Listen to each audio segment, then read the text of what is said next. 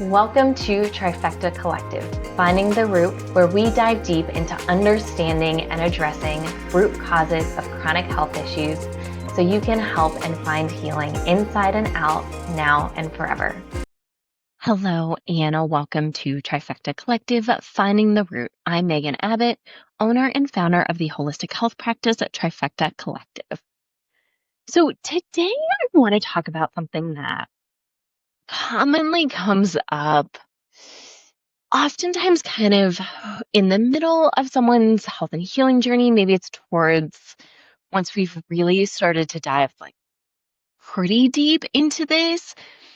And from a person going through their own healing journey, I'll also say that if you are looking to hire someone in the health and wellness space, and I'm going to include all kinds of different coaches, practitioners, things in here because I see this all the time. And I'm going to share my personal experience with this and also a lot of what I see from other coaches and other practitioners. And it's this real concept of at some point in your own healing journey, especially when you really start to see some significant changes, you want to tell everyone, you want to share your story, your journey, you want to tell maybe other people what to do, some things to incorporate. They bring, people might bring some things up from a health, weight loss, hair, all of these things in different areas that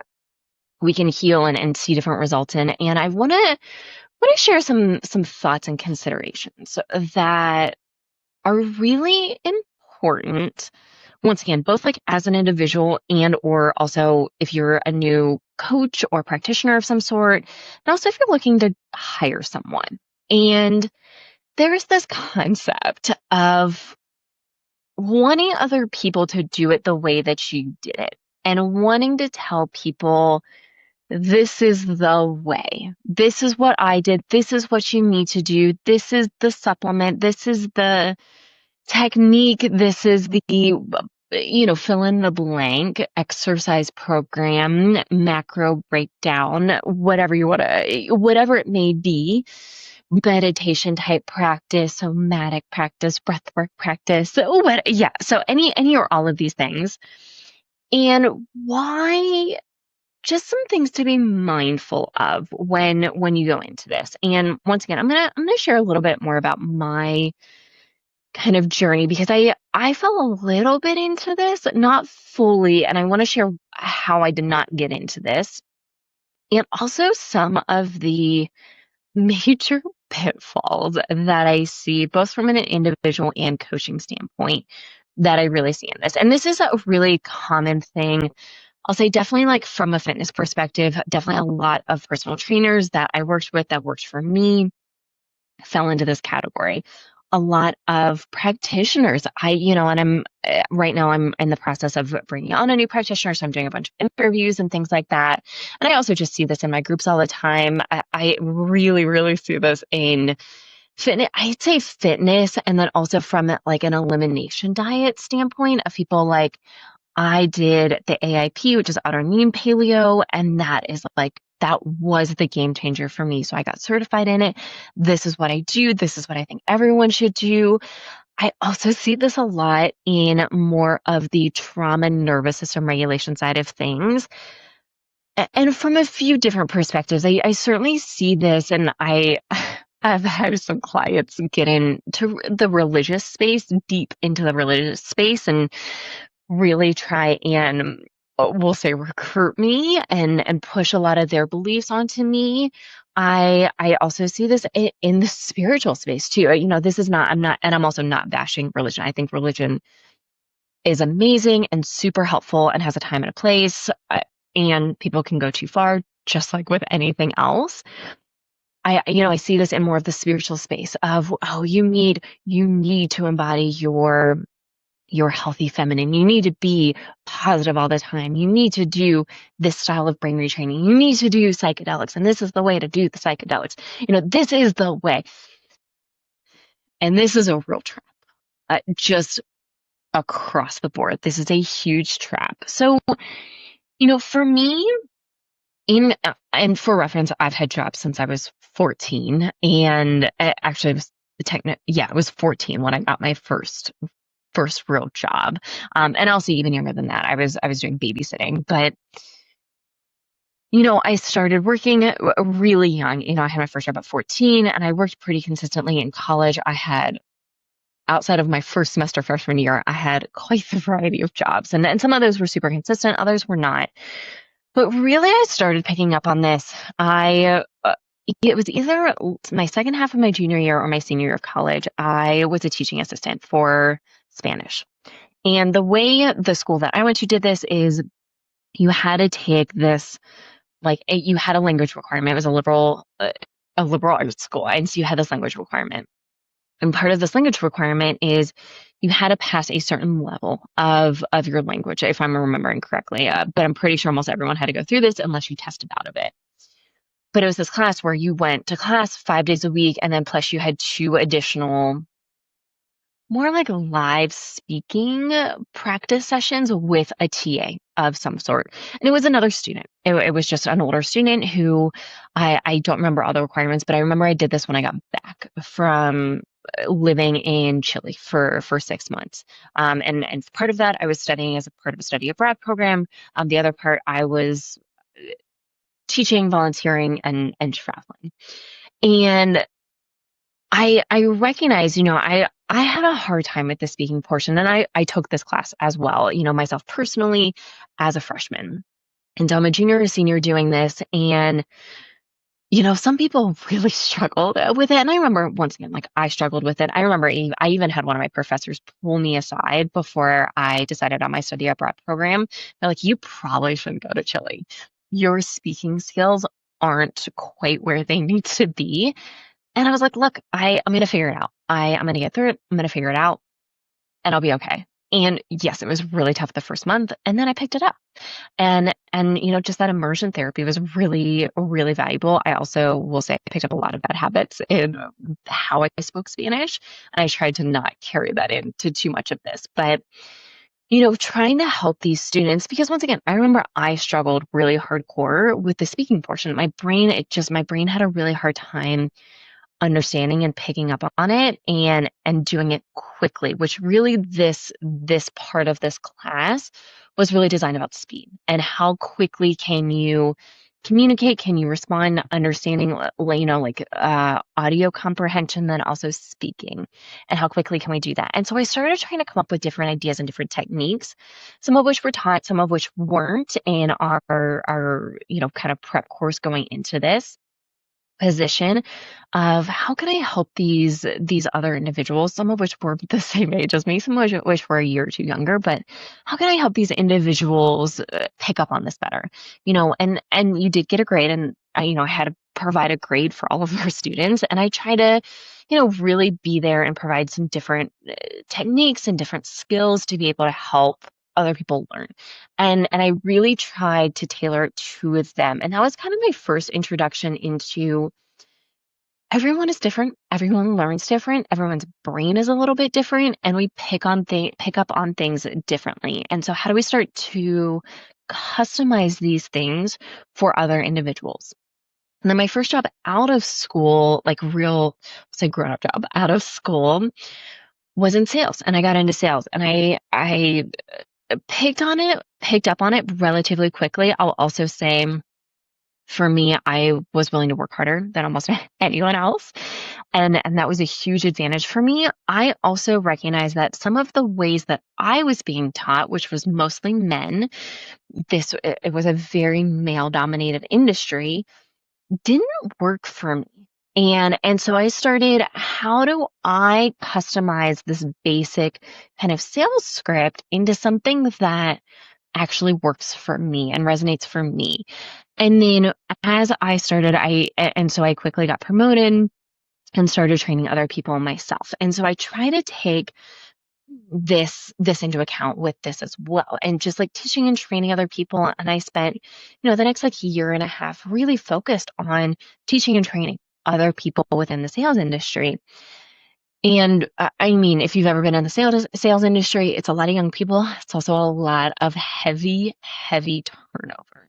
So I got a lot of practice doing that. And once again, I quickly was realizing that the way that I did it was different than what other might work for other people. And I had, for better or for worse, I was really able to match people's energy, match people's mood, how they spoke, the way they spoke, the types of language that they spoke. And I'm not talking foreign languages here. I'm talking, was it a little bit more of like a blue collar place, like, I worked in like the business, B2B, business to business sales side of things. So was it more of like a mechanic, a home repair, construction versus, maybe a lawyer or an accountant, which those individuals may speak a little bit differently and may respond differently to different types of people. And so it's how do I customize and match? And once again, I had a lot of practice growing up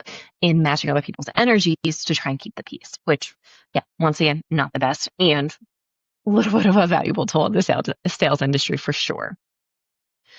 So, I was learning this and realizing this and trying to implement this. And by the time I got into the fitness industry, I knew this was the case. And I knew for me, I also needed more experience, more practice, more knowledge to be able to do that the same way as a personal trainer. And so I spent the first couple months, I was working as a personal trainer. I got, my first handful of clients pretty quickly. I also was a little bit older and more experienced than many of the other personal trainers that were coming on board. And so for me, I knew just from, running a business, being in the sales industry, can I shadow other people? Can I learn from other people? And so I met very regularly with my manager, who was extremely knowledgeable. I shadowed other more experienced trainers and try and pick their brain any chance I got to be able to learn more so that I could customize and switch things up and really tailor to my clients what their bodies may be better at responding to and how do I do that. And that was a really important and valuable tool. It also helped for me that I got into the space and I fell in love with fitness from a mental and emotional standpoint, not from a physical standpoint. And while I think I looked good and that, my body image changed over time and I got into the more of the bodybuilding space and my body shifted as a result of that too. I was never the leanest. I was never the smallest. I was never, the least amount of body fat kind of personal trainer. There were periods of times where I did have abs and I had visible abs and you could see those and different things like that. And, I wasn't sub 15% body fat at any point in time where I looked jacked kind of thing. So I used what I knew, what I loved, and also how to talk to other people as a tool to gain more of a client base and to build up my personal training business and then, into the group coaching, group classes, group exercise classes that I became trained in. And then that's where I started having a lot of issues with me personally of like, I know this isn't going to work for everyone. I know not even everyone in this class should be in this class, especially a lot of my boot camp and high intensity interval training classes. There was a lot of women where I was like, you should not be in here. And towards the end of my like dedicated career to personal training, I actually started speaking up. And the gym, one of the gyms that I was working for didn't love that, and there were some disagreements on that end, being like, "Hey, look, like you have all of these mobility issues, you have all of these underlying conditions. I don't think this is the best class for you." And it was also a way that I got personal training clients. And I wasn't malicious about it. It really was coming from a good place, being like, hey, here are some modifications, here are some switch ups, and just some things to be mindful of. And I did get clients. And obviously that the gym made money off of that as well, because I was personally training at their particular facilities. So that is something to take into account. But I knew early on that just because something worked for me didn't necessarily mean that it was right for everyone.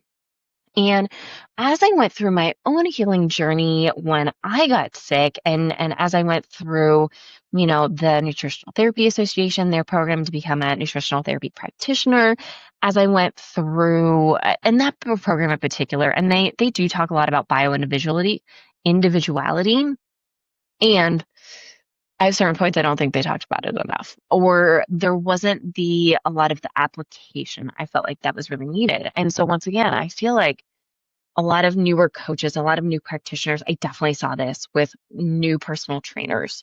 This was almost like 100% of the time. And I do see this with a lot of other practitioners too, where this is what works for me.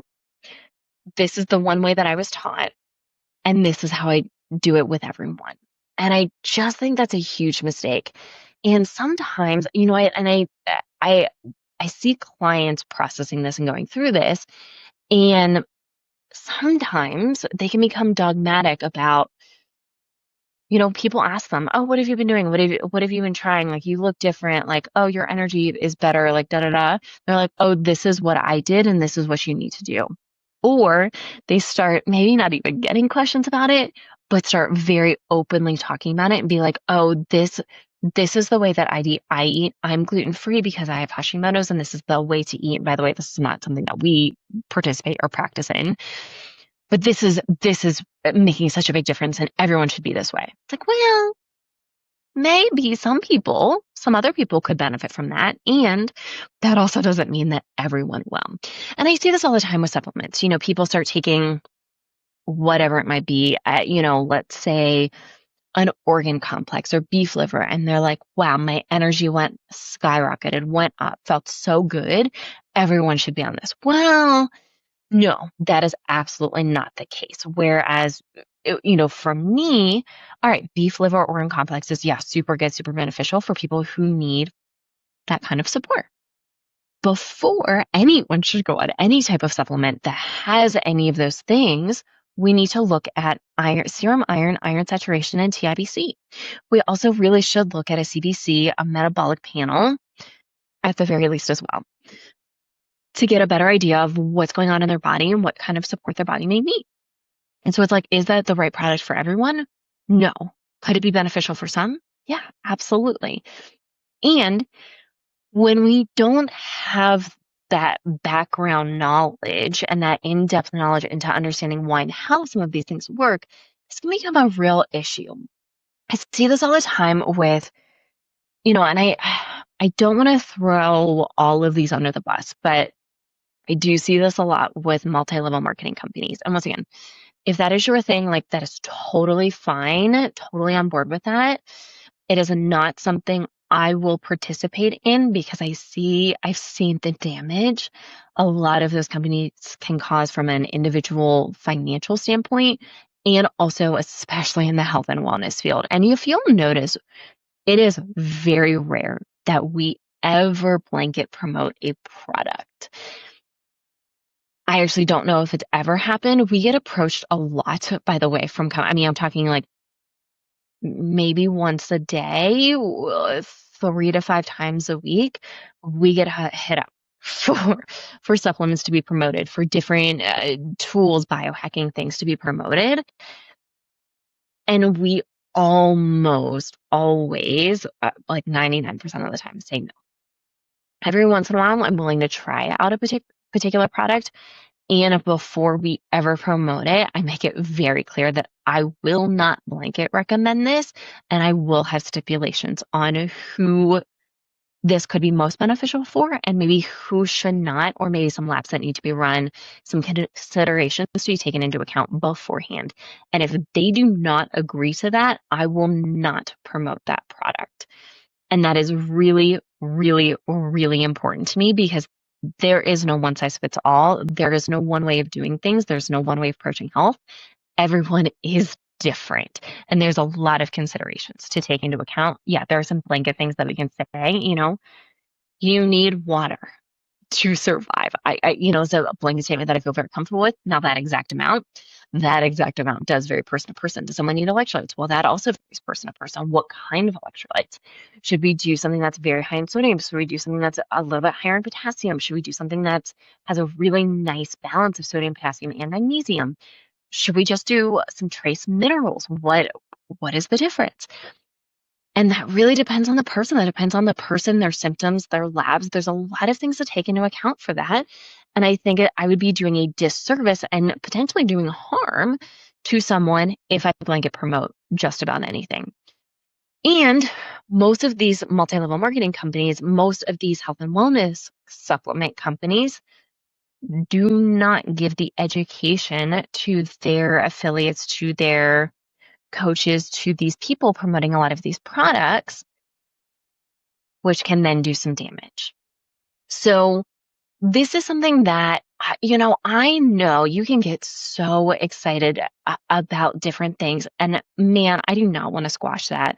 I think that is amazing. I think that is awesome. And we do need to understand that there is no one size fits all approach. And I know your intentions can be super, super good. And I think we do need to learn how to check ourselves and understand, okay, this worked really well for me. And there is no harm, there is no shame in sharing your story. And I think it's really important that you say, hey, this is what worked for me. And this may work for some other people, and it may not work for others. I also think we need to do this when it comes to a lot of thoughts, beliefs, trauma, patterns, nervous system regulation, this side of things. And once again,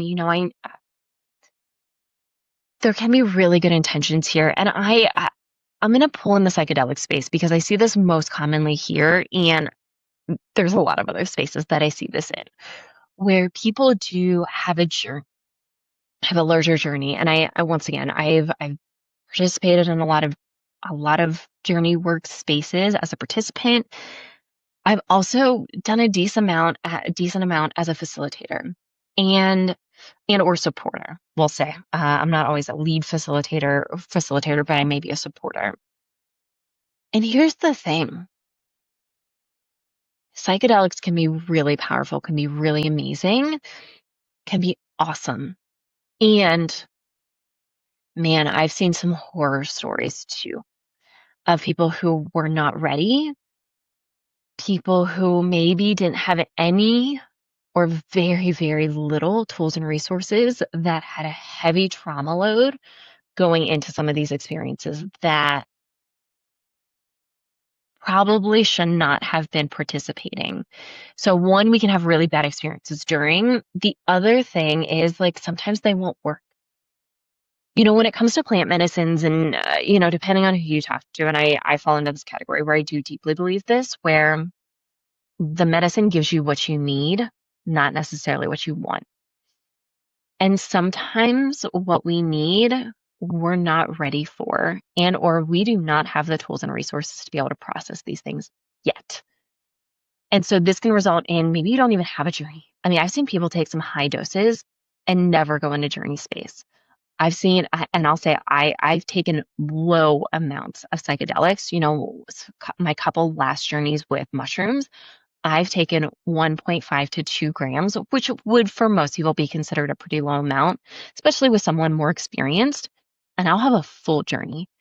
I mean, like a full, maybe not a crazy intensive journey. And I'm fully in journey space for hours. And, I'm in it. I'm doing the work. I am processing. Things are coming up. I'm going through the experience. And other people may not be. And for me, I think that part of this is an acceptance and an allowing and an invitation in.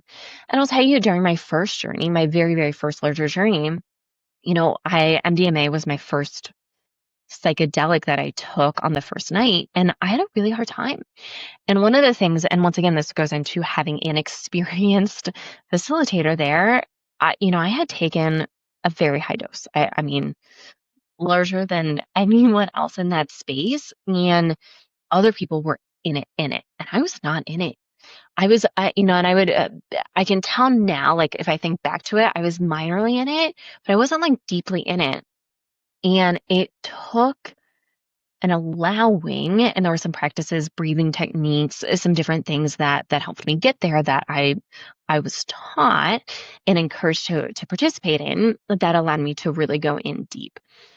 And so that's a piece of this. I also think some people don't do any integration work afterwards, and nothing really changes. Maybe they have this experience, maybe they have some temporary shifts, some temporary changes, and may not see the benefits long term or big shifts long term. And this is something that I know I've talked about before, but I've experienced some really significant shifts and changes, and some big things happen in my life, some very, very deep healing. And I really attribute a lot of that to the deep integration work that and the seriousness that I've taken with the integration work after any of my journeys, after any of my experiences. And that's because that was really important to me. That was the whole point, was to get deep healing. And if I was only going to participate in the journey experience and not in the deep integration work in the application of things that came up for me, then I was just kind of throwing money away and going to these experiences and not really seeing big shifts or changes. And once again, I'm not saying I'm perfect, because there's always so much more work to do, and I 100% acknowledge that. And I'm not saying I'm perfect, and I will say I've come a long way since starting this type of work on myself. And once again, I attribute a lot of that to the seriousness that I take the integration side of things. I also, I think after my first experience, I was like, oh my gosh, everyone should do this. Now I really go into the opposite side where I'm like, oh, I really don't think most people should do this, because I don't think they're ready for it.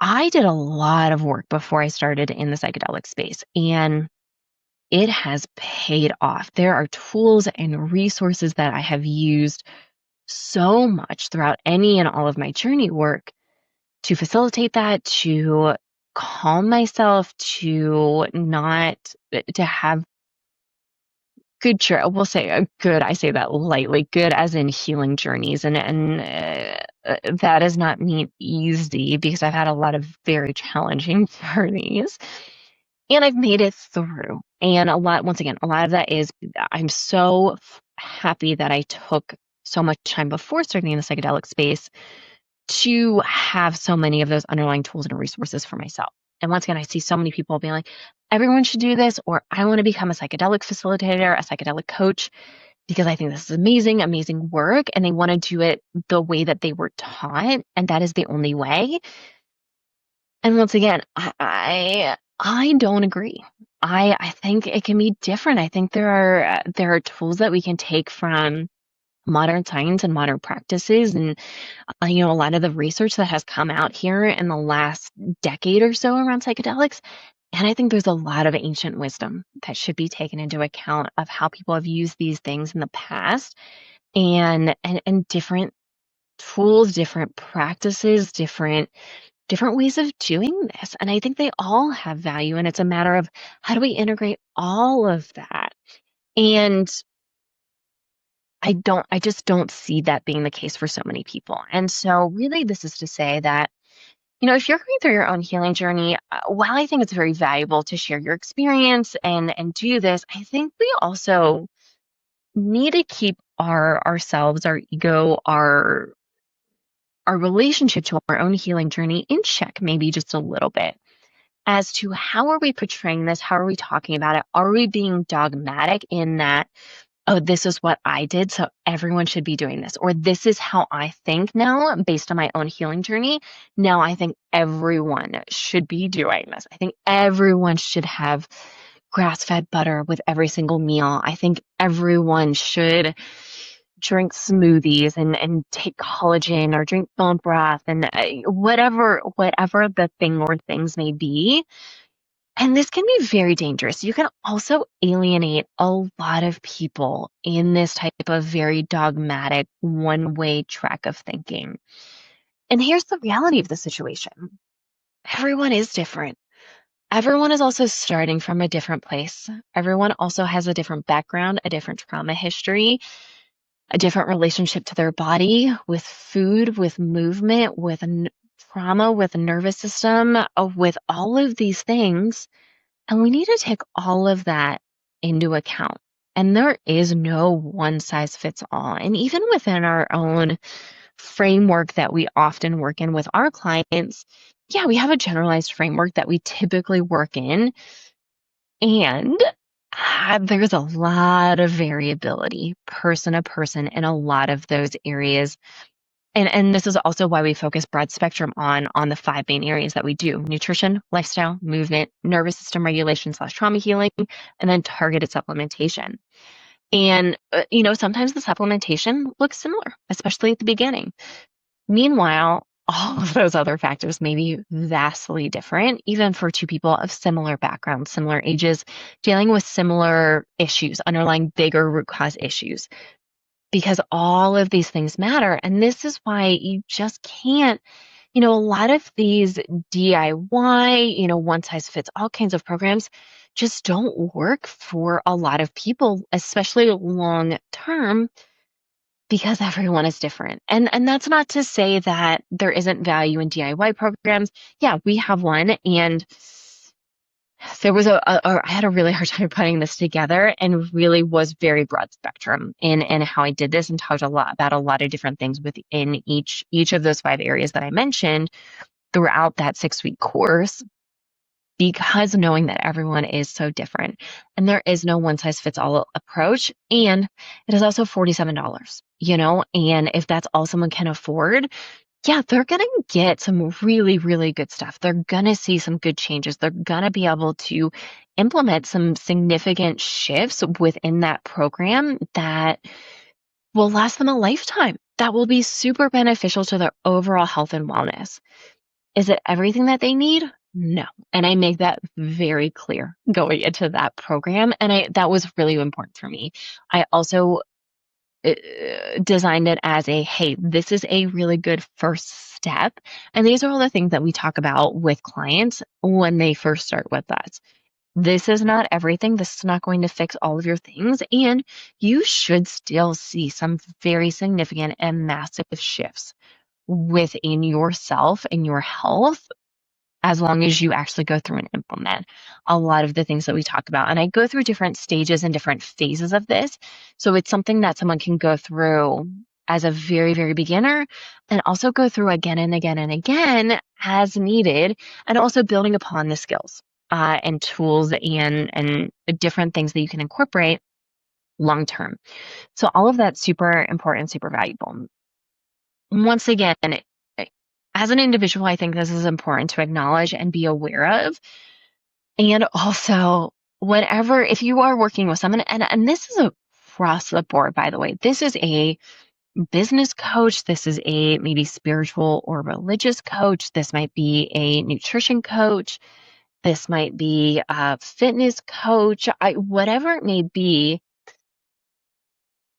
How long have they been doing this, and what is their approach? And do they take the same approach for everyone? And I'll say a lot of them do, because they don't know. They just don't know any better. And it's hard to say, the more I learn, the more knowledge I accrue and develop, the more I'm like, man, there's a lot of things I don't know.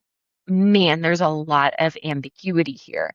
Man, there's a lot of different ways to incorporate any and all of these styles of shifts when it comes to health and wellness, when it comes to lab testing, when it comes to all of these things, when it comes to movement, when it comes to working out. And there are very few things that I'm very dogmatic about, and that I really think people across the board should incorporate. And even within those, let's say, and I've said this before on the podcast here, but I think every female in particular, males too, and in particular females, should be strength training. If you're 30 and above, you should be strength training. Now, big asterisk within that. That being said, if I think everyone should be strength training, every female should be strength training, starting at age 30 and above in particular. Now, younger too, the younger you get into it, the better. And there's a lot of different ways to strength train. That doesn't mean just dumbbells or barbells. There's body weight, there's calisthenics, there's functional movement, there's bodybuilding, there's powerlifting, there's band work, there's different forms. There's just a lot of different forms, techniques, styles of strength training that different people can incorporate. And here's the other thing too, just because I think everyone should doesn't mean everyone is ready to start strength training. If someone's very sedentary, has a lot of pain in their body, should they jump right into strength training? No. Should they be working to work up to that? Yeah. And that might look like walking. That might look like stretching. That might look like mobility work. That might look like band work. That might look like working with a physical therapist. That might, there's a lot of different ways to get into this. And it depends on the person. It depends on where the body is, depends on their background, depends on what kind of time frame, what they feel comfortable with, their level of knowledge as a starting point. All of these things matter. And so we can't just say, okay, yeah, you should be strength training. And that can look vastly different person to person. And there is no one size fits all approach to this. So I think that all needs to be taken into account. And once again, as we're going through our own healing journey, it's hard not to want to share those things. And I think there's no problem in sharing that as long as you maybe are not being super dogmatic, being super preachy about this is what works for me and this is what works for every single other person. When I share, and for reference, I don't tell people a lot what I do because I get a lot of questions. I get a lot of feedback of, or I get a lot of even, I just ate a piece of pizza. Oh, you're probably judging me for that. I'm like, I don't care. That is not my place. I am not your coach. You are not paying me for a service. And even if you are, I don't care because it's your body, it's your choice. You do what you want. And if you want some education, if you want my opinion, yeah, I can give that to you 100%. And I'm not going to just blanket give you my opinion on all of the things without you asking. And for me now, that's really how this looks for me. If there's an invitation, yeah, of course I'll share. And I start really broad spectrum. What do you do? I work in the health and wellness industry. Oh, what do you do within that? Oh, I work in the functional health root cause healing space. Oh, what does that mean? And as I get more and more questions, yeah, I'll dive deeper and deeper. And I do not start there because if someone has no interest, I am not explaining what I do. I'm not taking that time. Once again, a lot of people, on airplanes, in stores, just casual acquaintances, want to know all the things, and it can be very frustrating, very challenging for me. And it's also, I don't always want to talk about what I do. I don't always want to talk about health and wellness. Yeah, it's a passion. I love it. And once again, there's a lot of ways to do this, in my opinion, and there's no one size fits all. And I'm not going to get preachy for other people because maybe they don't want to make changes. Maybe they're not ready. Maybe they're eating a standard American diet and drinking and not moving at all and rely on Western medicine for everything and take a whole bunch of meds, and that's where they want to be. It is not my place. It is not my position to judge, to give my thoughts and opinions on whether that's right or wrong, because it's their body, it's their choice, it's their life. They ask me questions. I'm happy to provide feedback and an opinion and education, whatever it may be. But once again, it's not my place to force something on other people. And I really encourage you to be mindful of that. And, a lot of what, if people ask me about my own personal journey, oh, what worked for you? Well, happy to share my story. Here's what works for me. And I'm very clear that these were my bigger root causes. This is what was going on in my body, and this is what I did. And that is not the case for everyone. And I also don't think we have to go through, for me, like we specialize in mold now. At Mold Illness, Mold Toxicity, we have a very high success rate in helping people heal from that in a relatively short amount of time in comparison to a lot of other people in the space. I never had mold issues. I never dealt with mold issues. Now, I dealt with some of the similar side effects, some of the similar issues and symptoms and different things like that. And I never went through it. Doesn't mean I don't have the knowledge and education and application experience at this point where we've worked with hundreds and hundreds and hundreds of people on helping them heal from mold. And once again, we have a very, very, very high success rate. And that's I took a lot of courses. I did lot of education. I did a lot of reading. I did a lot of my own research. I looked at a lot of different people in this space, a lot of the big, big names in the space. And, application wise, I started applying it to different people and learning and applying that and figure out, okay, well, what works, what doesn't work, and really refining my own system as to a way to heal. And once again, it has been highly successful in our practice. And that also doesn't mean that there is one way to do that either, because once again, everyone is different. Everyone's body is different, and we have to take different approaches depending on the person, depending on the body, depending on their background, depending on where they're starting from. Like, all of these things matter. So this is just a real encouragement to, hey, this is what works for me. It doesn't mean it's going to work for everyone. Also, just keeping yourself in check of how are you showing up in conversations? How are you showing up? Are you placing a lot of judgment on other people and their own choices? And some of it's they don't know. They don't know any better. And the more you learn, by the way, the more you realize what you don't know and how much you don't know. And that's a big, big deal. So, I really just wanted to share this because this does come up a lot in client conversations. And once again, I see this so much, especially with the newer practitioners, where, they figure out what works for them. And now they think that's the only thing that works. And they're this is it. This is my way or the highway kind of thing when it comes to clients. And I think that can be a real disservice. And a lot of it, once again, comes down to sometimes you just don't know what you don't know. And the more you learn, the more you know, the more you realize what you really don't know. And yeah, and really just taking into everyone is different. Everyone's in a different spot. Everyone's in a different place. Everyone comes from a different background. And that is okay. And that is one of the things that makes people and connections great is we can learn so much from each other if we're open to learning, open to hearing someone out, just hearing their experiences. And you don't have to agree with them, and that's okay too.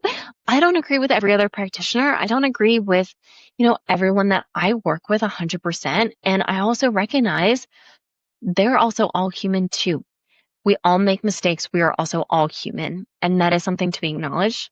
There's also something to be celebrated. And that is totally, totally fine. Doesn't mean you have to apply it. Doesn't mean you have to implement it. Doesn't mean you have to agree with it. And that's okay.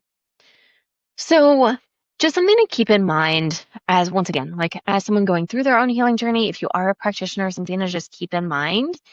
And also to encourage you to share maybe your own story and what has worked for you and what has made differences. And there's a few clients that I have casually talked about this, and I'm thinking a little bit more seriously about this, of bringing a few of clients that I've been working with directly for many years, and having them share a little bit more about their experiences. And these are more complex cases and complex clients, and typically they have a complex trauma history as well that often come with this, as a source of sharing with their journey, what their story has looked like, and a lot of the similarities, but really to highlight a lot of the differences within those, because I really think that is to be celebrated.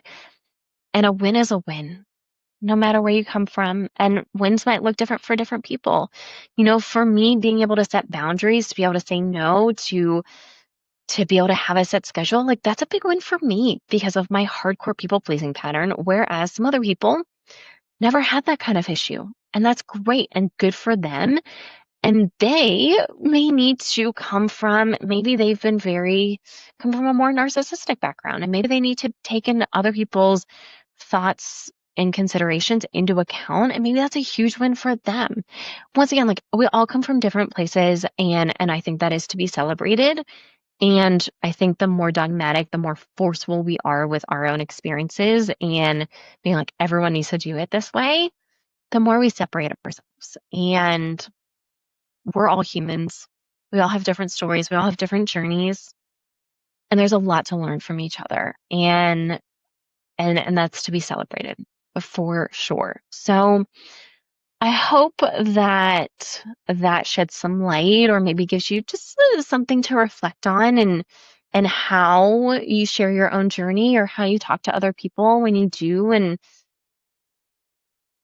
I know some of us can be, and once again, I am throwing myself in here too because I did this too. We can be a little judgmental on some other people and their choices. And, I still find myself doing that sometimes. And I really try and check myself and be like, look, just because you wouldn't do it that way doesn't mean it's wrong.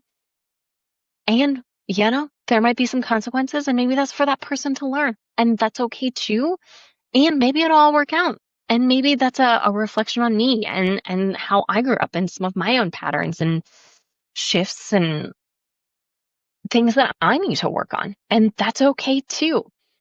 So, yeah, I think I'm going to leave it at that. And so I hope you got something out of this. I am curious the name I'm going to come up with this episode here, but hopefully, yeah, once again, at the very least, that just gives you something to think about in your own journey and maybe how you show up around other people and or how you show up in sharing your story and what that looks like for you.